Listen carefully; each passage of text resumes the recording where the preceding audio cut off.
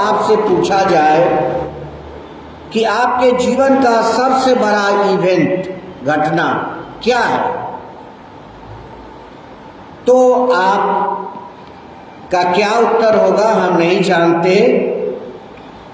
परंतु अगर हमसे पूछा जाए कि आपके जीवन का सबसे बड़ा घटना क्या है, ह्यूमन लाइफ का, मानव जाति का, मनुष्य जात का सबसे बड़ा घटना है, और वह है परमेश्वर के साथ जिस दिन आपका संबंध स्थापित हुआ। May be your children was born, may be you were born married, परंतु जिस दिन ईश्वर के साथ हमारा संबंध स्थापित हुआ, उससे बड़ी घटना हमारे लिए, मानव जात के लिए और कुछ नहीं है। The biggest event in human life, मनुष्य के जीवन की सबसे बड़ी घटना, establishing a good relationship with God, परमेश्वर के साथ एक अच्छा संबंध स्थापित करना। लेंट के दिनों में हम क्या कर रहे थे? आज लास्ट फ्राइडे है, अगला फ्राइडे गुड फ्राइडे है। What we are doing? हम परमेश्वर के नजदीक आने का प्रयास कर रहे थे। इतने वचन सुनने का क्या निचोड़ है? What is the summary of the Lent preaching? और वह है कि हमारे जीवन का सबसे बड़ा महत्व है, वह है हमारा अनंत जीवन। अगर अनंत जीवन किसी को नहीं जरूरत होती तो कौन चर्चा की? अगर अनंत जीवन किसी को जरूरत नहीं होता तो क्यों वो ईश्वर को याद करता? क्यों वो ईश्वर की भक्ति करता? क्यों वो ईश्वर से प्रार्थना करता? मुख्य उद्देश्य यही है, और वह है परमेश्वर के पास हमारा अनंत जीवन मिलता है। Roman chapter 2 and verse 4 to 7 और ईश्वर के कृपा के बारे में वर्णन आता है। ईश्वर के सहनशीलता के बारे में वर्णन आता है। ईश्वर के धीरज का वर्णन आता है। हम मनुष्य धीरज खो देते हैं, परंतु प्रभु हमारे लिए कितना इंतजार करता। हम बच्चे उनके हैं, चाहे हमारा कुछ भी एज हो। We are the children of God. हम परमेश्वर के बच्चे हैं। सो हम लेंट के दिनों का समरी मैसेज यही है, ईश्वर की कृपा, ईश्वर की सहनशीलता और ईश्वर का धीरज। एक और लेंट तक वह धीरज हमारे लिए धरा। वन मोर लेंट तक उसने धीरज खोया नहीं, क्योंकि हमने उसके आज्ञा को पालन नहीं किया। और इसीलिए एक बड़ा विद्वान कहता है, we can not worship God in angry. क्रोध में आप ईश्वर की भक्ति नहीं कर सकते। क्रोध में बहुत कुछ कर सकते हैं, लेकिन क्रोध में ईश्वर की भक्ति आप नहीं कर सकते।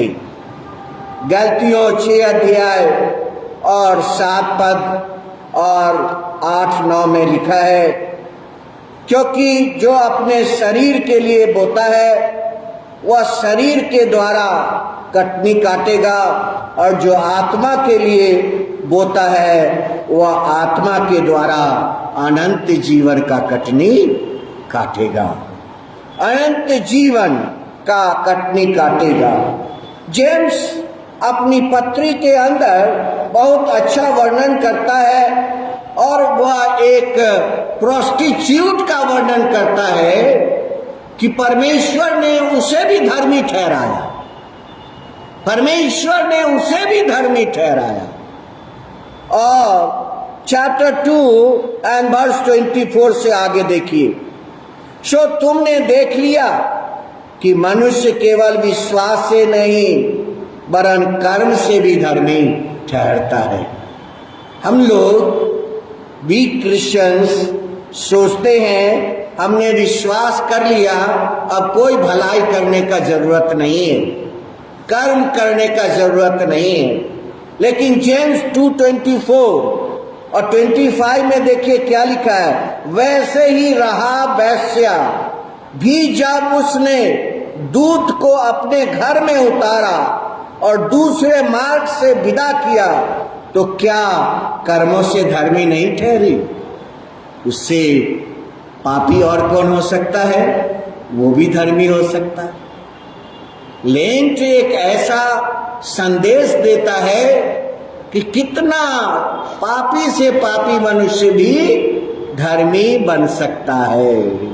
सो यहाँ पर याकूब की पत्री के अंदर लिखा है कि वैसे ही राहाब वेश्या भी जब उसने दूत को अपने घर में उतारा और दूसरे मार्ग से विदा किया तो क्या कर्मों से धर्मी न ठहरी? निदान जैसे देह आत्मा बिना मरी हुई है वैसे ही विश्वास कर्म के बिना मरा हुआ है। अगर आप कर्म ना करें तो आपका विश्वास मर जाएगा। आप अपने विश्वास को जिंदा रखना चाहते हैं तो आपको कर्म करना पड़ेगा। कर्म के बिना विश्वास बोलता है मर जाता है। यूहन्ना 11:25 में यीशु मसीह ने कहा I am the resurrection and life. Yeshu ने कहा पुनरुत्थान और जीवन मैं हूँ, जो कोई मुझ पर विश्वास करता है वह यदि मर भी जाए तो भी जिएगा।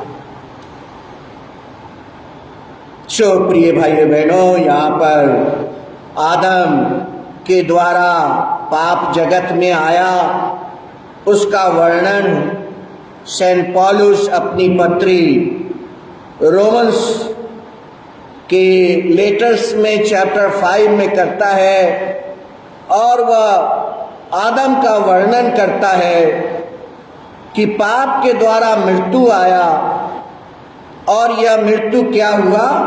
सब संसार में मनुष्यों के बीच में फैल गया। और तब वह कहता है जैसे अपराध की दशा है वैसे अनुग्रह के वरदान की दशा नहीं। दो कंडीशंस अलग अलग है। अपराध की जो कंडीशंस है और ईश्वर का जो ग्रेस, ईश्वर का जो अनुग्रह है उसका कंडीशन अलग है। अपराध बहुत सारे अनजाने भी हो जाता है। हम नहीं जानते फिर भी हम अपराध कर बैठते हैं, अनजाना अपराध। लेकिन अनुग्रह वैसा नहीं होता। अनुग्रह ऐसा नहीं होता कि उस व्यक्ति ने 100 पाप किए हैं और ईश्वर उसके 50 पाप क्षमा करे। This is not the condition of grace. अगर उसने 100 पाप किए हैं तो परमेश्वर 100 पाप को ही क्षमा करता है, एक भी कम नहीं। नॉट लेस देन 1, एक भी कम पाप क्षमा प्रभु नहीं करते हैं। सो हमारे जीवन का जो उद्देश्य है और वह है अनंत जीवन। और इसीलिए लेंट के दिनों में हम प्रार्थना कर रहे हैं। लेंट का यही मैसेज है, pray to God with a concentrated heart. आपका हृदय में एक कंसंट्रेशन होना चाहिए, आपका ध्यान भटकना नहीं चाहिए, आपका ध्यान इधर उधर नहीं जाना चाहिए। और अगर आप ऐसा कर पाते हैं देन आप सक्सेस हो जाते हैं, आप सफल हो जाते हैं। कंसंट्रेटेड हार्ट, और वो भी परमेश्वर के वचन पर ध्यान करना। संसारिक बातों को कुछ समय के लिए भूल जाइए और लेंट के अंदर हम परमेश्वर के वचन को अपने हृदय के द्वारा हम याद करते हैं। परमेश्वर को हम जब बाइबल पढ़ते हैं, जब बाइबल के वचनों पर मनन करते हैं, जब बाइबल के वचनों पर हम ध्यान करते हैं, तो उसका अर्थ क्या है? उसका अर्थ है हम ईश्वर को ऑनर करते हैं। When you read Bible, when you hear Bible, when you meditate on Bible, ये तीनों स्टेज के द्वारा आप ईश्वर को ऑनर देते हैं, आदर देते हैं।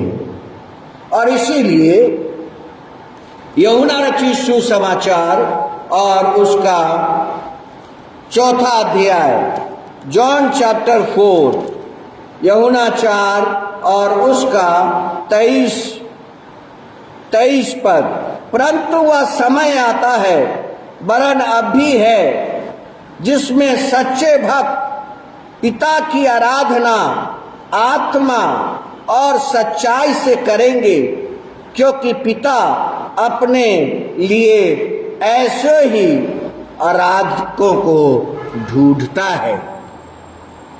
ईश्वर आपको ढूंढता है। ईश्वर आपको ढूंढता है।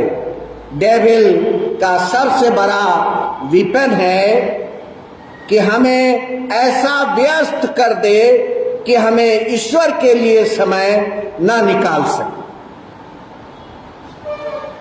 मोजेस ने सबसे पहला डिमांड राजा फेरो के सामने क्या किया? The first demand of Moses, Moses का पहला डिमांड था और यह कि उसे जाने दे कि वे विश्राम दिन का पालन करें और वह अपने परमेश्वर यहोवा की आराधना करें। तो बाइबल में क्या लिखा है? फेरो राजा का रिस्पांस क्या था? उनको डबल वर्क दे देना। सी, उसको दूना काम, अगर वो 50 ईंटें बना रहे थे तो अब आज से उसे 100 ईंटें बनाने होंगे, ताकि उनके पास समय ना हो कि वह अपने यहोवा परमेश्वर की आराधना करने के लिए जा सके। This is the first weapon of devil to make you obstacle to come to God, परमेश्वर के पास आने के लिए। सो राजा फेरो ने यह किया कि आज्ञा दे दिया, उनको दूना काम करना है। जब तक वो दूना काम न करेंगे तब तक वे न जा पाएंगे। प्रिय भाइयों बहनों, genesis chapter 3 and Matthew chapter 4 ये दोनों एक दूसरे के पूरक है। ओल्ड टेस्टामेंट का उत्पत्ति का 3 अध्याय और मत्ती रचित सुसमाचार का 4 अध्याय, अगर ये दोनों अध्याय को आप देखेंगे तो यह एक दूसरे का पूरक है। और यहोवा परमेश्वर ने जितने बनौले पशु बनाए थे उसमें सबसे धूर्त सर्प था, और उसने स्त्री से कहा, क्या यह सच है कि परमेश्वर ने कहा है कि तुम इस वाटिका के किसी फल का वृक्ष न खाना? कैसा प्रश्न पूछ रहा है वो। परमेश्वर ने कहा था एक वृक्ष का फल ना खाना, लेकिन वह कैसा प्रश्न पूछ रहा है? वह उसके दिमाग में क्या डाल रहा है? कोई वृक्ष का फल ना खाने के लिए क्या ईश्वर तुम्हें बोला है? तब वह अपने भूख के बारे में सोचने लगेगा। वह अब सोचने लगेगा कि अब मैं कुछ न खाऊंगा तो मर जाऊंगी। वह कैसा प्रश्न उसके दिमाग में डालता है। प्रिय भाई बहनों, बी अलर्ट। डेविल हमारे दिमागों में ऐसा बहुत प्रश्न डालना चाहता है। तब उस स्त्री ने सर्प से कहा, इस बाटका के वृक्ष हम खा सकते हैं। यहां तक तो वह विश्वास में चल रही है, यहां तक वह विश्वास में उत्तर दे रही है। पर जो वृक्ष बाटका के बीच में है, उसके फल के विषय में परमेश्वर ने कहा है कि न तो तुम उसको खाना और न उसको छूना, नहीं तो मर जाओगे। यह शैतान को भी पता नहीं था कि बाटका के वृक्ष में कौन सा फल है। बाटिका के वृक्ष में जीवन का भी फल है, ट्री ऑफ लाइफ भी है। ये बातें डेविल को पता नहीं था। बहुत सारी परमेश्वर का जो रहस्य है वह उसे पता नहीं होता, और वह यीशु को कहता है, अगर तुम परमेश्वर का पुत्र है। दैट मीन वह नहीं जान रहा है कि Jesus is the son of God. 3.5 साल गुजर गए और यीशु क्रूस पर है, और वही प्रश्न फिर से पूछा जा रहा है, अगर तुम परमेश्वर के पुत्र हो तो अपने आप को नीचे उतार दो, नीचे उतर आओ। वह 3.5 साल बाद भी मसाया को पहचान नहीं सका। Jesus does not defeat Satan by use super human power. Yeshu शैतान को कैसे हराता है? हाउ? शारीरिक शक्ति के द्वारा नहीं। दूसरा, Jesus does not defeat Satan by divine power. Divine power के द्वारा भी यीशु मसीह डेविल को नहीं हराता, और न शारीरिक शक्ति के द्वारा। Jesus defeat Satan by carefully cutting through his lies। वह जो झूठ बोलता है उसके जगह यीशु सत्य को रखता है। वह कहता है, इस पत्थर को रोटी कर दे। तब यीशु कहता है, मनुष्य रोटी से नहीं बल्कि वचन से जीवित रहेगा। वो कहता है, यहां से तुम अपने आप को गिरा दे। वह कहता है, परमेश्वर की परीक्षा न करना। वह कहता है, मेरे सामने झुक जाओ। वह कहता है, ईश्वर को छोड़ के किसी के सामने न झुकना। Jesus is putting truth, cutting the lies of Satan. Yeshu ऐसे 2 टेम्पटेशन वह यीशु के सामने रखते हैं, और सब बार वो कहता है, अगर तुम परमेश्वर के पुत्र हो। दैट मीन अंत तक डेविल जीसस को पहचान नहीं पाया, वह पहचान नहीं पाया। और we are adopted son and daughters, और हम लोग जो परमेश्वर के पुत्र और पुत्रियां होने का अधिकार मिला है, वह पहला है बपतिस्मा के द्वारा, और दूसरा है विश्वास करने के द्वारा, by baptism, and second by faith, और दूसरा है विश्वास लाने के द्वारा। जब हम प्रभु यीशु मसीह पर विश्वास लाए, उसी समय हम परमेश्वर के पुत्र और पुत्रियां कहलाने लगे। जीसस का मुख्य रूप से यही कार्य है कि वह सत्य को प्रकट करता है। हर जगह पर वह सत्य को प्रकट करना चाहता है और वह कहता है every word that comes from the mouth of God. मनुष्य कैसे जीवित रहेगा? जो वचन परमेश्वर के मुख से निकल रहा है उससे मनुष्य जिंदा रहेगा। तुम गलत टीचिंग क्यों दे रहे हो? Why you are telling lies? Yeshu Masih उससे कहना चाह रहा है why you are telling lies.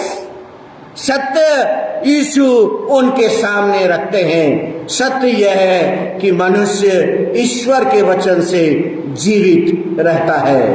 God's mouth, परमेश्वर के मुंह से जो शब्द निकलते हैं वह पहला क्रिएटिव है। उसमें कुछ न कुछ नया बनाने की शक्ति। जब आप बीमारों के लिए प्रार्थना करते हैं तो वह वचन उसके शरीर के अंदर जो पार्ट्स पुराने हो गए हैं या डैमेज हो गए हैं वो रिन्यू हो जाता है, रिपेयर हो जाता है। प्रिय भाइयों बहनों, यहां पर यीशु मसीह कह रहे हैं, Jesus is saying that the foundation of our being is truth. Yeshu कहते हैं तुम्हारे जीवन का आधार, तुम्हारे परिवार का आधार, तुम्हारे समाज का आधार, फाउंडेशन क्या है? वह ट्रुथ है, वह सत्य है। और वह सत्य क्या है? वह यीशु मसीह है। तब वह यूहन्ना 14:6 में कहता है आई am the way, the life and the truth. मैं सत्य हूं, मैं जीवन हूं और मैं मार्ग हूं। और यहां पर हम यीशु मसीह के उद्धार, जो हमने अभी रोमियो की पत्री और उसका 5 अध्याय पढ़ा और वहां पर लिखा है इस प्रकार से पूरे मनुष्य जाति के अंदर यह पाप मृत्यु को फैला दिया। यह मृत्यु पूरी दुनिया में फैल गई। और तब कहता है जैसा अपराध की दशा है वैसा अनुग्रह का दशा नहीं है। The status of sin and the status of grace, these are the two factors। और इसीलिए सेंट पौलुस कहता है क्योंकि जब एक मनुष्य अपराध बहुत लोगों में फैल गया और लोग मरने लगे तो परमेश्वर का अनुग्रह उसको जो एक मनुष्य के द्वारा अर्थात यीशु मसीह के द्वारा अनुग्रह से हुआ, बहुत लोगों को अधिकाई से मिला। सेंट पौलुस की भी आई साइट खराब थी। एक जगह गैलतियंस में लिखा है मैं बड़े बड़े अक्षरों में तुम्हें लिखता हूं, लिखता है ना, मैं बड़े बड़े अक्षरों में लिखता हूं। और वह उसके लिए ईश्वर से बहुत प्रार्थना किया था, वह अपने आई साइट के लिए। लेकिन तब ईश्वर ने क्या कहा उसको? परमेश्वर का आवाज क्या आया था? My grace is sufficient for you. Saint Paulus, मेरा अनुग्रह ही तुम्हारे लिए काफी है। सो प्रिय भाइयों बहनों, कीप योर हार्ट, अपने हृदय को हमने आपको बताया कि आपको कंसंट्रेशन करना है परमेश्वर के वचन के ऊपर। और तीसरा जो टेम्पटेशन सैटर्न ने यीशु के सामने रखा था, तो यीशु ने कहा you shall worship the Lord your God and him only shall you serve. और सिर्फ केवल उसी की उपासना करना। हमने लेंट में क्या किया है? हमने लेंट में क्या किया है? Today is the last Friday, the summary of the lent. हमने लेंट में क्या किया है। नीति वचन और 4 अध्याय और 23 पद 23 वर्ष 23, सबसे अधिक अपने मन की रक्षा कर, क्योंकि जीवन का मूल स्रोत वही है। हमने क्या किया है? अपने मन की रक्षा की। We have protected our heart. ईश्वर के वचनों के द्वारा हमने हृदय का प्रोटेक्शन किया है। हमने अपने हृदय का प्रोटेक्शन किया है, क्योंकि ईश्वर का वचन कहता है your heart is the temple of God. आपका हृदय जो है वह परमेश्वर का मंदिर है। आपका हृदय जो है वह परमेश्वर का मंदिर है। The gods word is truth. परमेश्वर का जो वचन है वह सत्य है। परमेश्वर का जो वचन है वह सत्य है। और दूसरा, उसमें क्रिएटिव पावर है, और इसे ही लोगोस कहते हैं। इसे ही लोगोस कहते हैं। परमेश्वर का मंदिर आपका हृदय है, because man's heart is the temple of God. Proverb chapter 4 and verse 23। Lent में हमने क्या किया है? हमने उस मंदिर का रक्षा किया है। हमने उस मंदिर की सफाई की है। हमने उस मंदिर को धोया है। हमने उस मंदिर को प्रोटेक्ट किया है, क्योंकि आपका हृदय परमेश्वर का मंदिर है। यीशु कहते हैं आई am the way, the truth and life. जीवन मैं हूं, सत्य मैं हूं और मार्ग मैं हूं। क्या आप कह सकते हैं मैं सत्य हूं? क्या कोई मनुष्य कह सकता है कि वह सत्य है? मनुष्य नहीं कह सकता कि वह सत्य है। Only God can express truth. और हम सत्य को वर्णन कैसे कर सकते हैं? How we can express truth? तो पहला है परमेश्वर ही कह सकता है कि वह सत्य है, और दूसरा है परमेश्वर ही एक्सप्रेस कर सकता है कि वह सत्य है। और यीशु वही कर रहा था। He defeated the devil by cutting his lies। उसने स्त्री से कहा, क्या परमेश्वर ने तुम्हें मना किया है कि कोई भी इस बगीचे का पेड़ का फल न खाना? परमेश्वर ने ऐसा नहीं कहा था, लेकिन ये प्रश्न उसके माइंड में वो डालना चाह रहा है, उसके माइंड में डाल रहा है। So Jesus does not defeat devil by human supernet power और डिवाइन पावर।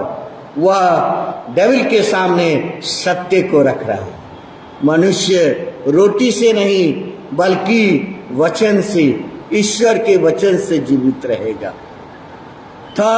सेकेंड वह कहता है परमेश्वर की परीक्षा ना कर, और थर्ड कहता है केवल उसी की उपासना कर। Jesus is keeping the truth before the Satan. सत्य को उसके सामने रख रहा है। So only God can express truth and God grant life for the people. और परमेश्वर ही जीवन दे सकता है। वह अपने आप को सत्य कहता है, और परमेश्वर के वचन में लिखा है the word was made flesh. वचन शरीर बनकर दुनिया में आया। वचन जो पहले लोगोस था वह इस संसार के अंदर शरीर बनकर के आया। The word was made flesh, John chapter 1 and verse 14, and dwelled among us, और हमारे बीच में रहा। हम कैसे परमेश्वर के सत्य को प्रकट कर सकते हैं? How we can express truth? हम सत्य को एक्सप्रेस नहीं कर सकते, बट जीसस कहते हैं, प्रभु कहते हैं सत्य मैं हूं, और वो एक्सप्रेस करते हैं, वो उसका वर्णन करते हैं। यीशु मसीह उसका वर्णन करते हैं, और हम देखते हैं कि जीसस के जीवन के अंदर ग्रेस और लव, ये दो चीजें वह दिखलाता है। Jesus shows mercy and love, and this only can express truth. और सिर्फ यही सत्य को प्रकट कर सकता है। और वह क्या है? वह क्या है? मर्सी है। और वह क्या है? प्रेम है। और वह लव है। परमेश्वर ने संसार से ऐसा प्रेम किया कि उसने अपने इकलौते पुत्र को दे दिया, ताकि जो कोई उस पर विश्वास करे वह नाश न हो, परंतु अनंत जीवन पाए। प्रिय भाइयों बहनों, देयर आर मेनी थिंग्स जो इतने कम समय में हम नहीं बता पाएंगे, परंतु यीशु मसीह ने सत्य को बताया। और परमेश्वर का सत्य है, वह है उसकी दया और उसका प्रेम, उसका दया और उसका प्रेम। जीसस ने स्पिरिचुअल आंसर दिया डेविल को, वह आत्मिक उत्तर दिया। जीसस ने कहा कि मैं जीवन की रोटी हूं, आई am the bread of life.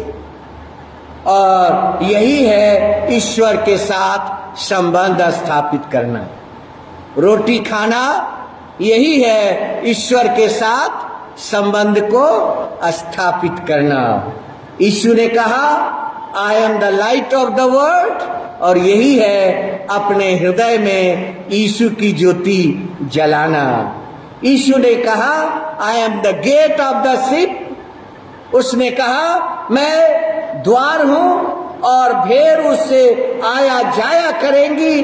प्रभु आपके जीवन का द्वार है।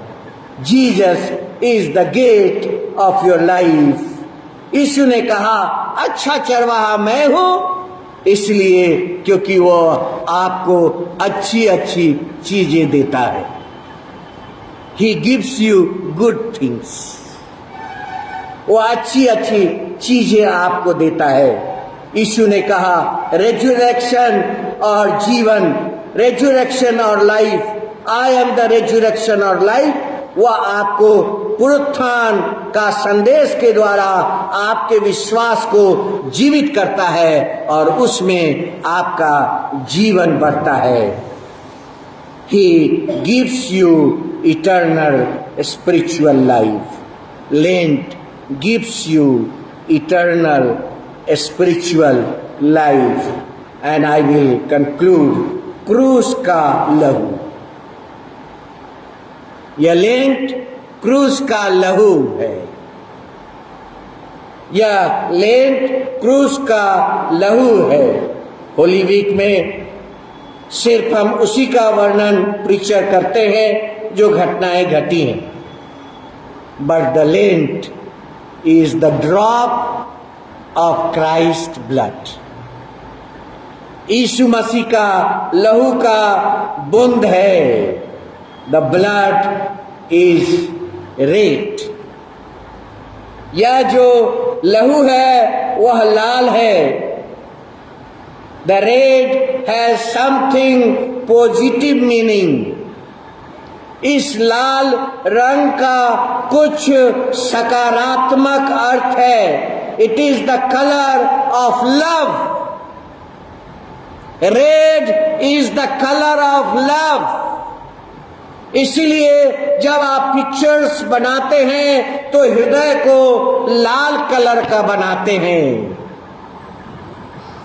Red is colour of love and second, red is the colour of life. जीवन का भी कलर रेड है। क्योंकि आपके नसों में जो ब्लड चल रहा है वह भी लाल है, और मसीह ने जो लहू बहाया वो भी लाल है। God bless. प्रभु हम धन्यवाद देते हैं इस लेंट के एंडिंग की ओर जाने के लिए। It is very difficult to make it summary, लेकिन हमने सीखा है concentrate your heart, concentrate your heart on worshipping God. और दूसरा, हमने लेंट में अपने हृदय की रक्षा की है, और हमारा हृदय हमारा नहीं है, हमारा हृदय परमेश्वर का मंदिर है। So we have protected the temple of God. God bless you. Amen. हम लोग अंतिम गीत गाएंगे। हमारा संडे की जो आराधना है वह 8:30 बजे प्रोसेशन होगा, और हम लोग चर्च से और प्रोसेशन लेकर और बंगाली स्कूल होते हुए फिर चर्च में प्रवेश करेंगे। जो लोग अगर लेट से आते हैं वो प्रोसेशन में भाग नहीं ले पाएंगे। So 8:30 we will start palm Sunday procession. आप जैसे खजूर की डालियों का इंतज़ाम करते हैं हर साल, वैसे करिए, और अगर आप अपने साथ लाना चाहते हैं अपने साथ लेकर आइए। God bless you. हम लोग अंतिम गीत गाएंगे और आज का दान इकट्ठा किया जाएगा। आइए हम लोग खड़े हो जाएंगे।